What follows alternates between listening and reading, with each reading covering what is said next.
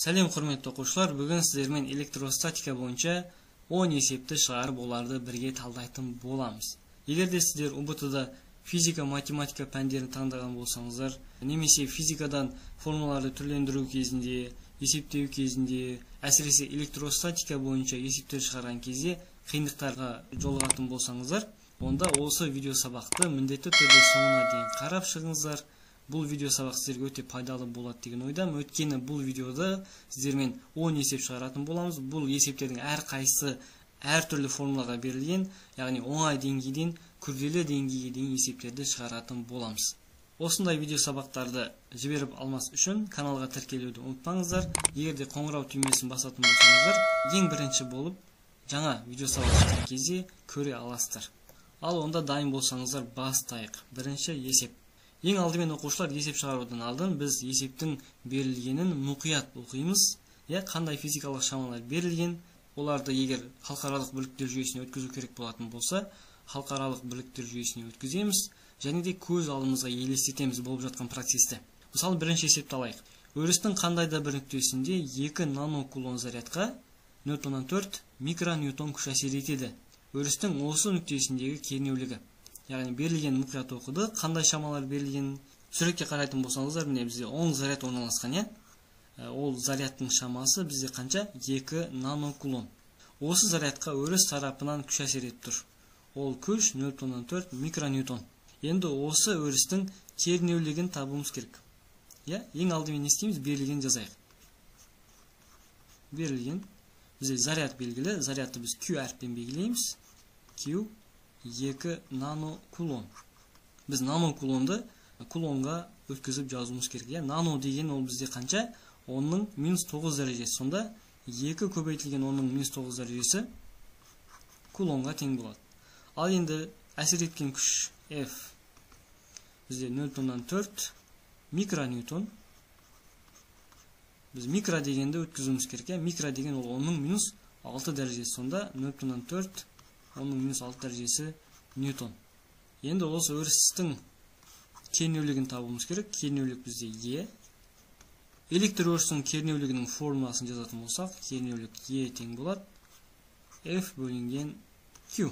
Яғни бұл бізде электр өрісінің кернеулігінің формуласы болып табылады. Формула бойынша айтатын болсақ, зарядқа әсер ететін күшті біз кернеулік деп айтамыз. Ал енді берілгендерді осы формуланың орнына апарып қойып жазатын болсақ, біз кернеулікті табатын боламыз. E тең болады F бізде 0,4 10-ның -6 дәрежесі бөлінген 2 көбейтілген 10-ның -9 дәрежесі. Бөлген кезде бізде қанша? 0,2 көбейтілген, бөлген кезде дәрежелер азайтылады, дұрыс па? Сонда 10-ның -6 дәрежесі бөлінген 10-ның -9 дәрежесі болып тұр бізде. Сонда 10-ның өзін жазамыз, дәрежелерді не істейміз? -6 азайтылған -9. Сонда минус пен минус плюс болады. Сонда бізде 10-ның 3 дәрежесі шығады екен. Көбейтілген 10-ның 3 дәрежесі. Немесе біз оны тағы да 200 деп жазуымызға болады. Яғни 10-ның 3 дәрежесі бізде 1000-ды береді. 1000-ды 0,2 көбейтетін болсақ 200. Кернеуліктің өлшем бірлігі вольт бөлінген метр.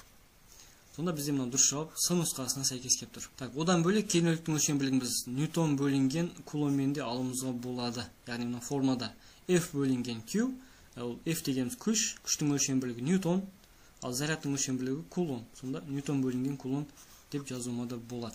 Екінші есеп. 4 нанокулон зарядтан 3 см қашықтықта өрістің кернеулігі 20 киловольт бөлінген метрге тең. Сұйықтықтың диэлектрик өтімділігі. Яғни бізде заряд қандай да бір сұйықтықта орналасқан. Ол зарядтың шамасы белгілі, бізде 4 нанокулон.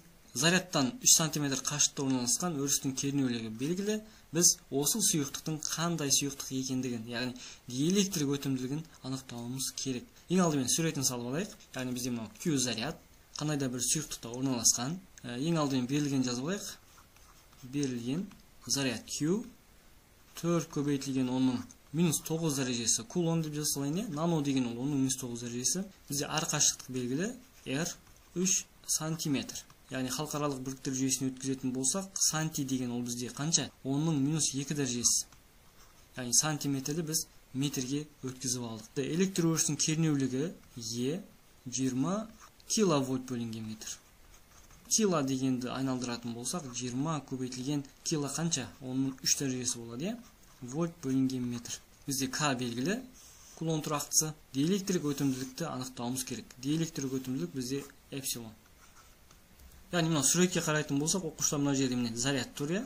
Ол заряд Q деп қояйық. Сонда осы зарядтан 3 см қашықтықта, мысалы мына жерде алайық. Егер 3 см қашықтықта кернеуліктің мәні белгілі, біз сұйықтықтың диэлектрик өтімділігін анықтауымыз керек. Ал енді оқушылар, біз нүктелік зарядтың кернеулігінің формуласын пайдаланатын боламыз. Кернеуліктің формуласы нүктелік заряд үшін жазатын болсақ, К көбейтілген Q бөлінген эпсилон R квадрат. Бізде осы формуладан белгісіз шама тек қана ол диэлектрик өтімділік болып тұр, мынау.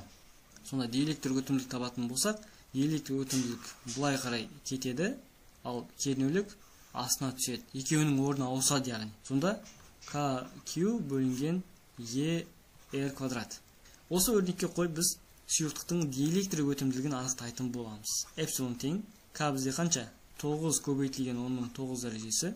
Зарядтың мәні бізде 4 көбейтілген 10-9 дәрежесі. Бөлінген кернеуліктің мәні 20, 10-3 дәрежесі. Арқашықтық бізде қанша? 3, сонда квадраттайтын болсақ, бізде 9, 10-4 дәрежесі болады. 10-2 дәрежесі бар. Оның квадраты 10-4 дәрежесіне тең болады. Ал енді қысқаратындарды қысқартайық. Мына жерде 9 мен 9 қысқарады, 10-9 дәрежесі мен 10-9 дәрежесі кетеді. Мынау 20-ны біз 5 көбейтілген 4 деп жазуға болады ғой. 20-ны, сонда 4 пен 4 тек қысқарады екен. Ал енді астына бізде мына 10-3 дәрежесі қалды. Одан кейін 10-4 дәрежесі қалды. Бұл жерде көбейтіліп тұр дәреже. Көбейтілген кезде дәрежелер қосылады. Солай ма? Сонда 10-3 дәрежесі көбейтілген 10-4 дәрежесі деп жазатын болсақ, 10-3 қосылған -4 болады да -4-дің өзі болады. Сонда 10-1 дәрежесі. Бізде жоғарыда 1 қалды, 1, ал астында 0,5 қалды. Сонда 1-ді 0,5-ке бөлген кезде бізде қанша шығады? 2. Солай ма? Яғни 0,5 деген ол бізде 1 бөлінген 2.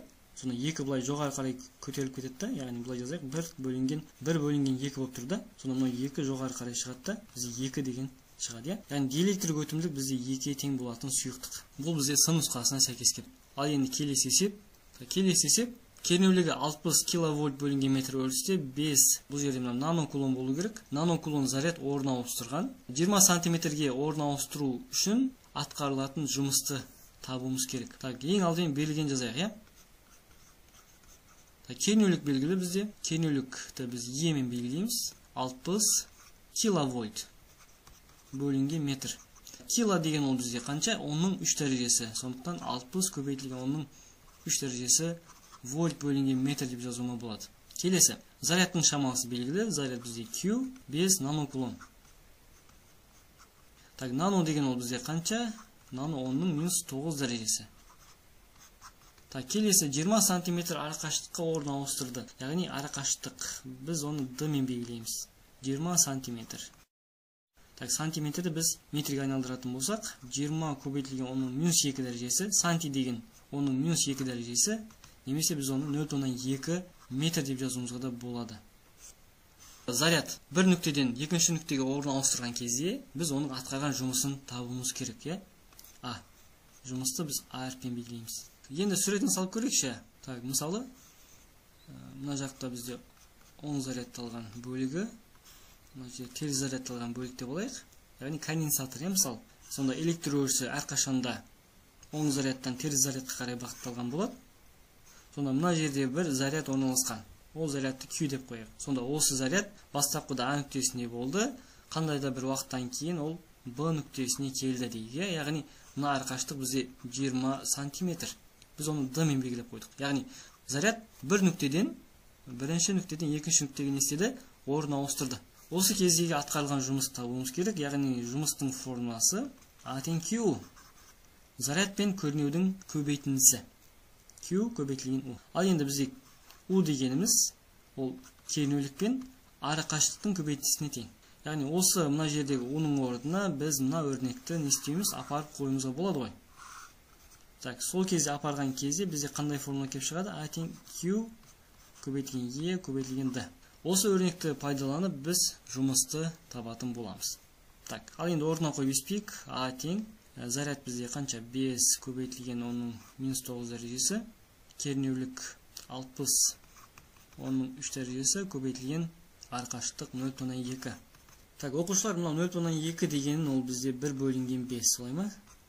Сонда мына жердегі 5 пен мына 5 не істейді? Қысқарады. Сонда бізде 60 көбейтілген 10-9 дәрежесі, ал мына жақта 10-3 дәрежесі. Көбейткен кезде дәрежелер қосылады, сонда 10-6 дәрежесі қалады. Джоуль. Немесе біз оны 60 10-6 дәрежесі деген ол бізде микро, солай ма? Микро джоуль деп жазуыма да болады. Яғни ол бізде Б нұсқасына сәйкес келеді екен. Түсінікті ғой.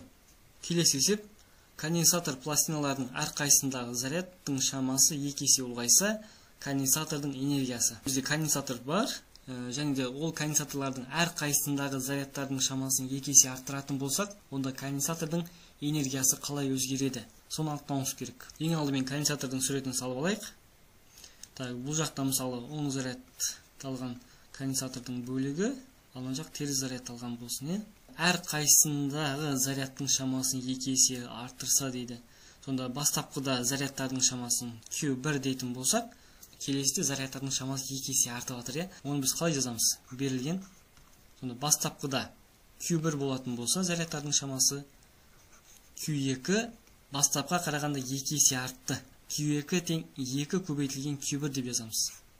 Яғни бастапқыға қарағанда Q2 2 есе артты. Түсінікті ғой? Ал егер 4 есе артты дейтін болса, біз Q2 тең 4 Q1 деп жазатын едік. Ал енді мысалы 2 есе азайды дейтін болсашы, Q2 тең 1 бөлінген 2 Q1 деп жазатын едік. Сонда бастапқыға қарағанда 2 есе азайды. Яғни артатын болса біз көбейтеміз, ал азаятын болса біз бөлеміз. Қанша есе артты десе, сол шамаға көбейтіп бөліп отырамыз. Так, енді зарядтың шамасы бізде 2 есе артатын болса, энергияның өзгерісін табуымыз керек. Яғни бастапқыдағы энергияны біз W1 дейтін болсақ, заряд артқан кезде оның энергиясы W2 болады. Сонда W2-ні біз W1-ге бөлетін болсақ, бізде энергияның өзгерісі кеп шығады. Ал енді конденсатордың энергиясының формуласы, электр өрісінің энергиясы Q квадрат бөлінген 2S деген өрнекпен анықталады. Осы форманы қолданатын боламыз. Яғни бастапқыда зарядтың шамасы бізде Q1 болатын. Сондықтан да бастапқы мән үшін энергияның формуласын жазатын болсақ, W1 тең болады Q1 квадрат бөлінген 2S. Одан кейін зарядтың шамасы артты. Сол кезде энергияның шамасы да өзгереді. Яғни W2 тең болады Q2-нің квадраты бөлінген 2S. Осы формулаларды біз не істейміз? Бір-біріне бөлетін болсақ, яғни W1-ді W2-ге бөлетін болсақ, Q1 квадрат бөлінген 2S бөлінген Q2 квадрат бөлінген 2S. Енді осы формуланы біз не істейміз? Көбейтінді түрінде жазуымызға болады. Сонда Q1-дің квадраты бөлінген 2S көбейтілген болады да, 2S жоғары қарай кетеді, Q2 квадрат. Бізде конденсатордың сыйымдылығы өзгерген жоқ, яғни есептің шартында сыйымдылық туралы ештеңе айтылмаған. Сонда бізде 2S мен 2S қысқарады ғой. Сонда қалды Q1-дің квадраты бөлінген Q2-нің квадраты. Так, енді орнына қояйық. Біз не істейміз? Мына жерде Q2-нің орнына берілгенде зарядтың шамасы 2 есе артты деп айтылған. Сонда Q2 бізде 2 Q1-ге тең. Осыны қоямыз мына жерде Q2-нің орнына. Орнына қойған кезде бізде қандай өрнек шығады? W1-дің W2-ге қатынасы тең болады Q1-дің квадраты бөлінген Q2-нің орнына қойған кезде 2-нің квадраты бізде 4 Q1 квадрат болды, солай ма? Мына екеуі қысқарады ғой. Q1 квадрат пен Q1 квадрат қысқарады. Бізде қалды W1-дің W2-ге қатынасы 1 бөлінген 4. Ал енді керісінше W2-нің W1-ге қатынасын табатын болсақшы, W2-нің W1-ге қатынасы бізде 4-ке тең болады, солай ма? Немесе біз W1-ді былай қарай көбейтіп жіберуімізге болады. Сонда W2 тең 4 W1. Мынандай өрнек шығады. W2 тең 4 W1 деген. Яғни бізде энергияның шамасы 4 есе артады деген сөз. Зарядтың шамасы 2 есе артатын болса, зарядтың шамасы 2 есе артты, сонда энергияның шамасы 4 есе артады екен. Яғни С нұсқасына сәйкес келіп тұр. Біз екінші жолмен де шығаруымызға болады. Қазір екінші жолды көрсететін боламын. Ол оңай. Яғни мына формула қарайтын болсақ, бізде энергияның формуласы, сонда энергия зарядтың квадратына тура пропорционал болып тұр. Яғни зарядтың шамасы 2 есе артатын болса, энергияның шамасы 4 есе артады деген сөз. Яғни энергия пропорционал зарядтың квадратына. Түсінікті ғой? Егер зарядтың шамасы 4 есе артатын болса, Q 4 есе артса, 4-тің квадраты 16 болады да, энергияның шамасы 16 есе артады бізде. Түсінікті ма? Яғни энергия зарядтың квадратына тура пропорционал. Келесі есеп. Егер зарядтардың арақашықтығын 2 есе кемітсе, Q1 және Q2 зарядтардың әсерлесуінің потенциалдық энергиясы дейді. Яғни екі заряд белгілі, осы зарядтардың арақашықтығын 2 есе кемітсек, онда олардың потенциалдық энергиясы қалай өзгереді? Ең алдымен көз алдымызға елестетейік, бізде екі заряд белгілі. Бірінші зарядтың шамасын біз Q1 дейтін болсақ, екінші заряд ол Q2. Бастапқыда олардың арақашықтықтары R1 деп қояйық. Бастапқыда R1 болған, одан кейін олардың арақашықтығын 2 есе кеміттік. Сонда екі заряд не істедік? Бір-біріне жақындаттық. Сонда арақашықтық 2 есе кеміді. Сонда біз оны қалай жазамыз? Арақашықтық 2 есе кемитін болса, R2 тең болады 1 бөлінген 2 R1. Яғни бастапқыдағы арақашықтыққа қарағанда 2 есе кеміді. Енді олардың потенциалдық энергиясын табуымыз керек. Потенциалдық энергияның формуласын жазатын болсақ, ең алдымен біз мына жерге жазайық. E потенциалдық 1-дің E потенциалдық 2 қатынасы деп алуға болады. Немесе керісінше, қаншаға артты немесе қаншаға азайды соны табу үшін біз әрқашанда екіншісін біріншісіне бөлеміз. Ал енді потенциалдық энергияның формуласын жазатын болсақ, E потенциал тең болады K көбейтілген Q1 көбейтілген Q2 бөлінген R. Яғни осы формуламен біз потенциал энергияның мәнін табатын боламыз. Бастапқыда арақашықтық R1 кезіндегі потенциалдық энергияның формуласын жазамыз, және де арақашықтық 2 есе азайған кездегі потенциалдық энергияның формуласын жазамыз. Бастапқыда E потенциалдық 1 тең болады K Q1 көбейтілген Q2 бөлінген R1. Солай ма? Бізде зарядтардың мәні өзгерген жоқ, яғни зарядтардың шамасы артқан жоқ, тек қана арақашықтық азайды. Так, сонда E потенциалдық 2-ні жазылған кезде бізде қалай болады? K Q1 Q2 бөлінген R2 болады. Енді не істейміз? Біз бірінші өрнекті екінші өрнекке бөлеміз. Яғни E потенциалдық 1-ді E потенциалдық 2 қатынасын табайық. Сонда K Q1 көбейтілген Q2 бөлінген R1. Сонда бөлінген K Q1 Q2 бөлінген R2.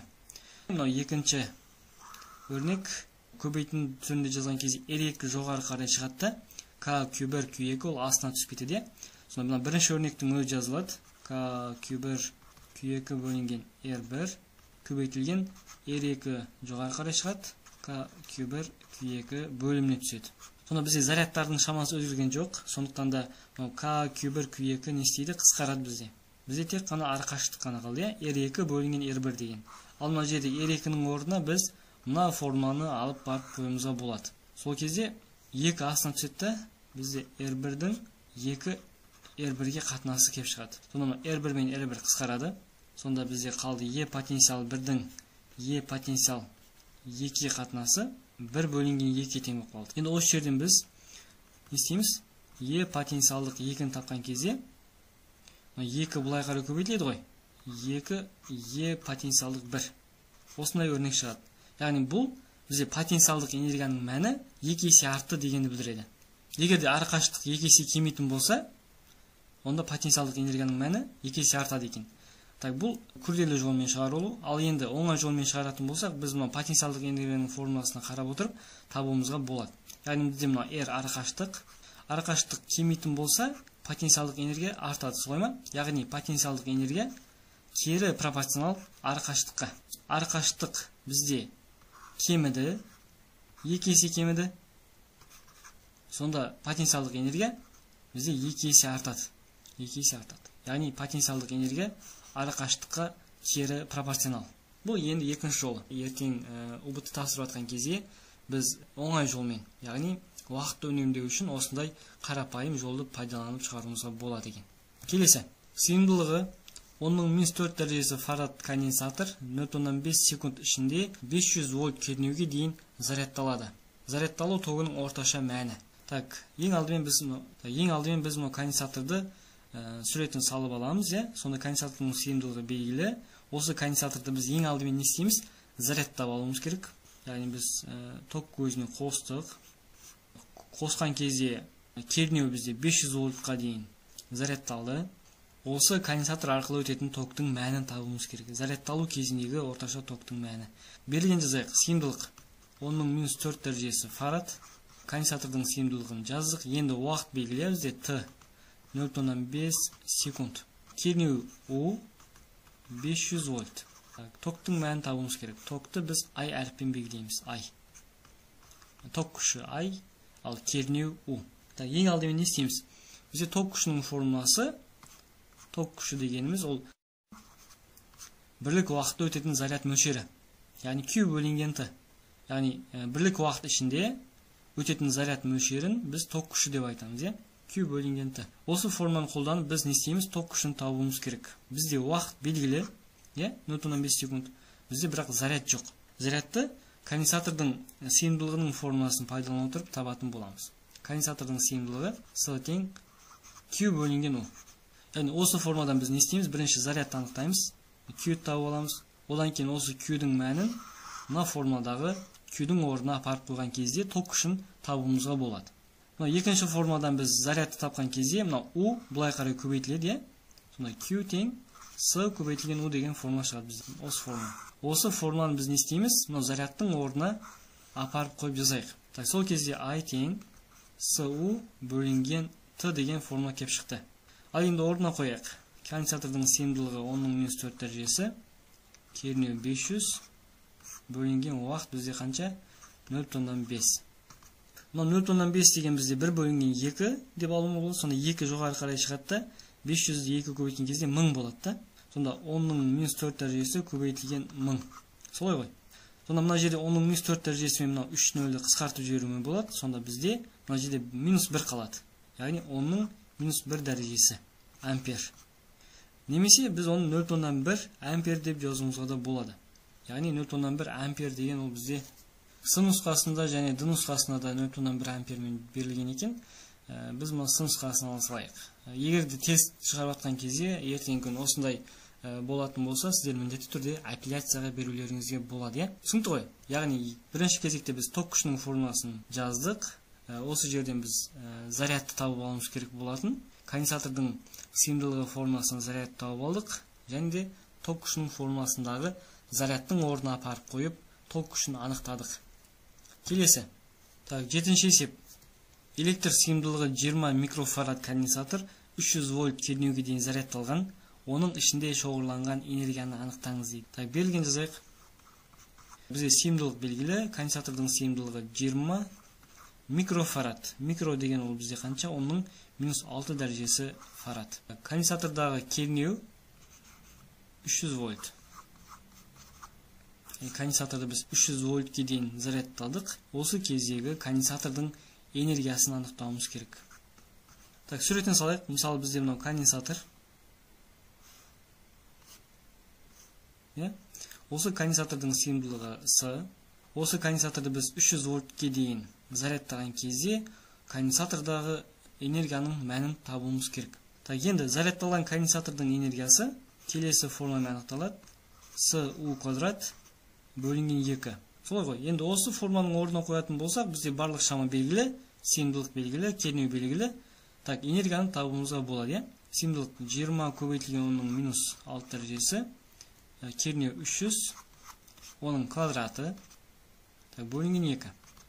Оқушылар, бұл жерде 20 мен біз 2-ні қысқартып жіберуімізге болады. Мына жерде 10 қалады. 300-ді квадраттаған кезде 300-ді мен былай жазуым болады. Сонда жоғарыда менде қанша қалды? Оның -5 дәрежесі қалады. Яғни мына жерде 1 нөл бар ғой. Осымен -6-ны былай қысқартып жіберуге болады. Көбейтілген 300-ді мен былай жазуыма болады. 3 көбейтілген оның 2 дәрежесінің квадраты деп жазуыма болады. Сол кезде 3-тің квадраты 9, көбейтілген оның 2 дәрежесінің квадраты, оның 4 дәрежесі болады. Көбейтілген оның -5 дәрежесі. Сонда мына екеуі қысқарады ғой. Сонда менде -1 қалды. -1. Яғни бұл бізде 9 көбейтілген оның -1 дәрежесі немесе 0,9 джоуль дегенді білдіреді. Түсінікті шығар деп ойлаймын. Яғни бұл жерде 0,9 деген ол бізде Д нұсқасында тұр. 8-ші есеп. 1 микрокулон және 10 нанокулон екі зарядтың 9 миллиньютон күшпен бір-біріне өзара әсер ету қашықтығы дейді. Яғни бізде екі заряд белгілі, екі зарядтардың мәні белгілі, олардың ара қашықтығын табуымыз керек. Егер де осы зарядтардың арасына әсерлесу күші 9 миллион ньютонға тең болатын болса, ең алдымен не істейміз? Біз суретін салып алайық. Бізде мына екі заряд белгілі, бірінші зарядты мен Q1 деп қояйын, 1 микрокулон. Екінші зарядтың мәні ол Q2, 10 нанокулон. Осы екі заряд бір-бірімен өзара әсерлесіп тұр, яғни кулон күшінің әсерінен. Осы зарядтардың арасына ара қашықтықты табуымыз керек. Егер де әсерлесу күшінің мәні белгілі болатын болса. Белгілен жазайық. Бізде зарядтардың мәні белгілі, Q1, Q2, әсерлесу күші F 9 миллиньютон. Милли деген ол бізде қанша? 10-ның -3 дәрежесі. Ньютон. Q1-дің, Q2-ның мәнін жазып қоя салайын. 1 микрокулон, зарядтың, бірінші зарядтың мәні. Оны біз микроны айналдыратын болсақ, микро 10-ның -6 дәрежесі. Есімізде сақтап қалайық. Микро деген ол 10-ның -6 дәрежесі. Милли деген ол 10-ның -3 дәрежесі. Q2 деген ол 10-ның нанокулон. Нано деген 10-ның -9 дәрежесі. Кулон. Осы екі зарядтың арасындағы ара қашықтықты табуымыз керек. Яғни зарядталған денелер арасындағы тартылыс күші ол әрқашанда кулон күшімен анықталады. Кулон күшінің формуласын жазайық. Кулон күші F тең K Q1 көбейтілген Q2 бөлінген R квадрат. Мына жерде егерде қандай да бір орта болатын болса, мысалы суда немесе майда деген сияқты, ауада, онда мына жерде біз эпсилонды жазуымызға болады. Эпсилон ол диэлектрик өтімділік. Бұл жерде орта туралы айтылмаған, яғни суда, ауада деп, сондықтан да біз эпсилонның мәнін бірге тең деп алуымызға болады. Егер есептің шартында эпсилон айтылмайтын болса, қандай да бір орта туралы айтылмайтын болса, эпсилонның мәні бірге тең. Егер де суда немесе басқа бір ортада деп айтылған кезде, онда оның мәні мына жерге беріп қоятын еді. Мысалы суда диэлектрик өтімділік 81-ге тең. Ал вакуумда 1-ге тең. Яғни мынау екі заряд бір-бірімен вакуумда әсерлесіп тұрды. Енді осы кулон күшінің формуласынан біз не істейміз? Ара қашықтықты табуымыз керек. Ара қашықтықты тапқан кезде F пен R-дің орны ауысады. R тең болады. F астына түседі, бұлай бөліміне. Жоғарда K, Q1, Q2 бөлінген. Мына жерде R-дің квадраты бар, сондықтан да біз не істейміз? Мына түбір астына аламыз. Ал енді орнына қояйық. K бізде қанша? Мына жерде жақшаның ішіне беріп қойған. 9 көбейтілген 10-ның 9 дәрежесі. Q1 10-ның -6 дәрежесі. Q2 10 көбейтілген 10-ның -9 дәрежесіне тең болып тұр. Эпсилон 1-ге тең. Әсерлесу күші 9 көбейтілген 10-ның -3 дәрежесі. Енді қысқаратындарды қысқарт жер екен. Мына жерде 9 мен 9 қысқарады екен. 10-ның 9 дәрежесі мен 10-ның -9 дәрежесі қысқарады. Мына жақта 10-ның -3 дәрежесі бар, ал жоғарда 10-ның -6 дәрежесі қалды. Сонда 10 көбейтілген 10-ның -6 дәрежесі бөлінген 10-ның -3 дәрежесі қалып тұр. Түбір астында барлық. Бөлген кезде дәрежелер азайтылады ғой. Сонда -6 -3 болады да плюс болып кетеді. Сонда бізде -3 қалып тұр ма дәрежеде? Мына жерде 10 бар. Сонда 10 көбейтілген 10-ның -3 дәрежесі болады екен. Түбір астынан шығаратын болсақ, мен түбір астынан шығаратын кезде мына жерде -3 болып тұр. Мен оны -2 деп жазуым керек, немесе -4. -2 деп жазатын болсақ, онда мына жақтағы бір нөлмен қысқартып жібереміз, онда 10-ның -2 дәрежесі қалады. Бұл бізде 0,1 деген сөз. Солай ғой. Енді осыны түбір астынан шығарған кезде менде 0,1 метр шығады. Яғни осы екі зарядтың әсерлесу 9 миллиньютон күшпен әсерлесу үшін осы екі зарядтың ара қашықтығы 0,1 метр болу керек екен. Яғни 10 сантиметр. Яғни ответтерінде бізде сантиметрмен берілген. 10 сантиметр деген бізде бұл нұсқасына сәйкес келеді екен. Түсінікті ғой. Келесі есеп. Конденсатордың бір пластинасындағы заряд +4 кулон, ал екісінде -4 кулон. Электр сыйымдылығы 2 фарад болатын конденсатор пластиналарының арасындағы кернеудің мәні. Ең алдымен суретін салып алайық. Бізде мына конденсатор белгілі. Сонда конденсатордың бір пластинасындағы заряд. Мынау бізде бірінші пластина деп алайық, ал мынау екінші пластина. Сонда бір пластинасындағы заряд бізде қанша? +4 кулон. Q1 деп қояйық, +4 кулон. Яғни мына пластинадағы зарядтың мәні бізде +4 болып тұр. Ал мына екінші пластинадағы заряд менде -4 кулон болып тұр. Осы пластиналардың арасындағы кернеудің мәнін табуымыз керек. Мына пластиналардың арасындағы кернеудің мәні белгісіз болып тұр. Ал конденсатордың сыйымдылығы белгілі. Так, зарядтың мәні Q тең 4 кулон, ал сыйымдылық 2 фарад болатын болса, конденсаторлардың пластиналардың арасындағы кернеу U. Конденсатордың сыйымдылығының формуласын пайдаланатын боламыз. С тең Q бөлінген U. Осы формадан біз нені табамыз? Кернеуді табамыз. Осы өрнектен кернеу табатын болсақ, мына екеуінің орны ауысады. С астына түседі, ал U жоғары қарай көтеріледі. U тең болады Q бөлінген С. Түсінікті ғой? Егер формуланы келтіріп шығаруда қиналатын болсаңыздар, оқушылар, мына жердегі С астына түседі, ал U оның орнына көтеріледі деп бұлай анықтасаңыздар да болады. Сонда U тең болады. Q бізде қанша? 4 бөлінген 2 болып тұр. Сонда 2 вольт шығады екен. 2 вольт деген ол біздің Б нұсқасына сәйкес келеді. Келесі есеп. Так, Q электр заряды потенциалдар айырымы 8 вольт нүктелер арасында орын ауыстырғандағы электр өрісі күштерінің жұмысы 4 жолға тең болатын болса, зарядтың шамасы. Оқушылар ең алдымен есептің берілген оқып болғаннан кейін міндетті түрде не істейміз? Көз алдымызға елестетіп суретін саламыз. Яғни бізде мына бастапқыда заряд бірінші нүктеде орналасқан болсын, одан кейін белгілі бір уақыттан кейін ол екінші нүктеге орын ауыстырды, электр өрісі әсерінен. Сонда осы нүктелердегі потенциалдардың айырымы белгілі.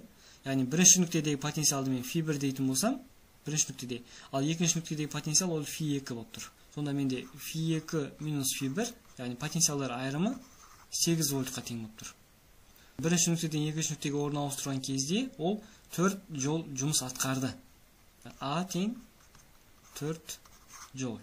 Осы зарядтың шамасын табуымыз керек. Яғни бірінші нүктеден екінші нүктеге орын ауыстырған зарядтың шамасын табуымыз керек. Q. Яғни зарядты бір орыннан екінші басқа бір орынға орын ауыстыру кезінде атқарылған жұмыс ол А тең Q көбейтілген U деген өрнекпен анықталады. А тең Q. Осы формадан біз заряд табатын боламыз. Яғни потенциалдар айырымы бізде негізі мына кернеу дегеніміз ол потенциалдар айырымына тең. Яғни U ол φ1 минус φ2-ге тең деп алуға болады. Яғни потенциалдар айырымы бізде кернеуге тең. Түсінікті ме? Яғни мен мынау φ2 минус φ1-ді мен U деп жазуыма да болады. Осы жерде мен заряд табатын болсам, Q тең болады А бөлінген U. Так, енді орнына қоямыз және біз зарядты табамыз. Q тең А бізде қанша? 4 бөлінген кернеу 8. Сонда 1 бөлінген 2. Немесе 0,5 кулон. Так, 0,5 кулон бізде А нұсқасына сәйкес келіп тұр. Түсінікті шығар деп ойлаймын. Егер есептердің шығаруы түсінікті болатын болса, комментарийға өз ойларыңызды жазып қалдырыңыздар. Енді келесі жолы қандай тақырып бойынша видео шығарайық? Комментарийға жазып қалдырсаңыздар, келесі жолы міндетті түрде сол тақырып бойынша есептерді шығаратын боламыз. Ал оқушылар, осындай сабақтарды жіберіп алмас үшін қоңырау түймесін басуды ұмытпаңыздар. Назарларыңызға рахмет. Келесі жолы көріскенше сау, саламатта болыңыздар.